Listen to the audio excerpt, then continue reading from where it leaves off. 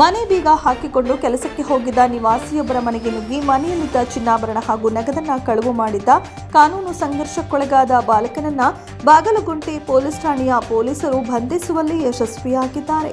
ಬಾಗಲಗುಂಟೆಯ ಕಾಳಾಸ್ತ್ರೀ ನಗರದಲ್ಲಿ ವಾಸಿಯಾಗಿರುವ ಸಂತ್ರಸ್ತರು ಕೆಲಸಕ್ಕೆ ತೆರಳಲು ಮನೆ ಬೀಗ ಹಾಕಿಕೊಂಡು ಹೋಗಿದ್ದಾಗ ಯಾರೋ ಅಪರಿಚಿತ ವ್ಯಕ್ತಿ ಮನೆಯೊಳಗೆ ನುಗ್ಗಿ ಮನೆಯಲ್ಲಿದ್ದ ಚಿನ್ನಾಭರಣ ಹಾಗೂ ನಗದನ್ನ ಕಳವು ಮಾಡಿಕೊಂಡು ಪರಾರಿಯಾಗಿದ್ದಾರೆ.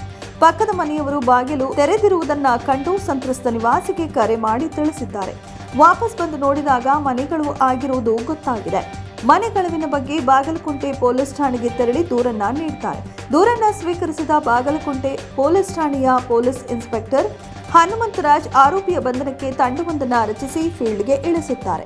ವಿವಿಧ ಆಯಾಮಗಳಲ್ಲಿ ತನಿಖೆ ಕೈಗೊಂಡ ತಂಡ ಶೆಟ್ಟಿಹಳ್ಳಿ ರೈಲ್ವೆ ಗೇಟ್ ಬಳಿ ಕಾನೂನು ಸಂಘರ್ಷಕ್ಕೊಳಗಾದ ಬಾಲಕನನ್ನ ವಶಕ್ಕೆ ಪಡೆದು ವಿಚಾರಣೆಗೆ ಒಳಪಡಿಸಿದಾಗ ಚಿನ್ನಾಭರಣ ಹಾಗೂ ನಗದನ್ನ ಕಳವು ಮಾಡಿ ಲಗ್ಗೆರೆಯಲ್ಲಿರುವ ಗಿರವಿ ಅಂಗಡಿಯಲ್ಲಿ ಮಾರಾಟ ಮಾಡಿರುವುದಾಗಿ ಬಾಯ್ಬಿಡುತ್ತಾರೆ.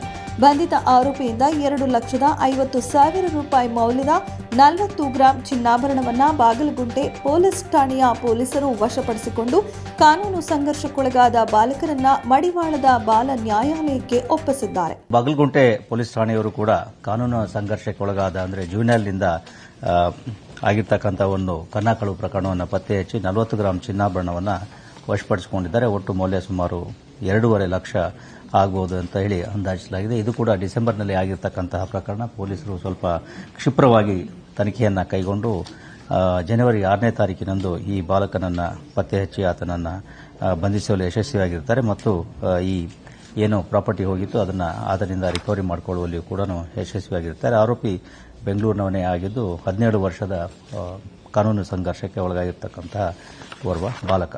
ಈ ಕಾರ್ಯಾಚರಣೆಯನ್ನ ಬೆಂಗಳೂರು ನಗರ ಉತ್ತರ ವಿಭಾಗದ ಡಿಸಿಪಿ ಸೈದುಲ್ ಅದಾವತ್ ಅವರ ನಿರ್ದೇಶನದಂತೆ ಪೀಣ್ಯ ಉಪವಿಭಾಗದ ಎಸಿಪಿ ಸದಾನಂದ ತಿಪ್ಪಣ್ಣನವರ್ ಅವರ ಮಾರ್ಗದರ್ಶನದಲ್ಲಿ ಬಾಗಲಕೋಟೆ ಪೊಲೀಸ್ ಠಾಣೆಯ ಪೊಲೀಸ್ ಇನ್ಸ್ಪೆಕ್ಟರ್ ಹನುಮಂತರಾಜ್ ಅವರ ನೇತೃತ್ವದಲ್ಲಿ ಸಬ್ ಇನ್ಸ್ಪೆಕ್ಟರ್ ಚಂದ್ರಶೇಖರ್ ಮತ್ತು ಸಿಬ್ಬಂದಿಗಳ ತಂಡ ಆರೋಪಿಯನ್ನ ಬಂಧಿಸುವಲ್ಲಿ ಯಶಸ್ವಿಯಾಗಿದ್ದಾರೆ.